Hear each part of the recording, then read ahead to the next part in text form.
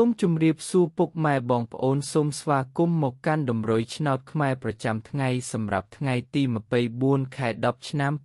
2025 Admin ក៏មានតម្រុយឆ្នោតពិសេសនិងល្អៗសម្រាប់ចែកជូនពុកម៉ែបងប្អូនផងដែរ Admin ក៏សូមចិត្តពុកម៉ែបងប្អូនសូមបងប្អូនជួយចុច like និងជាម្នាក់មួយផងដើម្បីមានភាពងាយស្រួលក្នុងការតាមដានតម្រុយឆ្នោតខ្មែររៀងរាល់ថ្ងៃចឹងកុំឲ្យខាត់ពេលពុកម៉ែបងប្អូនយូរចឹងសូមចូលមកកាន់តម្រុយឆ្នោតខ្មែរយើងវិញសម្រាប់ម៉ោង 1:00 ម៉ោង 3:45 និងម៉ោង 6 ចឹងយើងចូលមកកាន់តម្រុយឆ្នោតខ្មែរយើងវិញនៅថ្ងៃនេះវិញសម្រាប់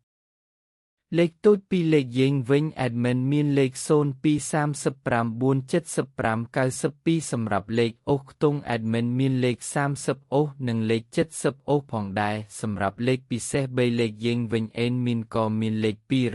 277គុណនិងលេខ825គុណ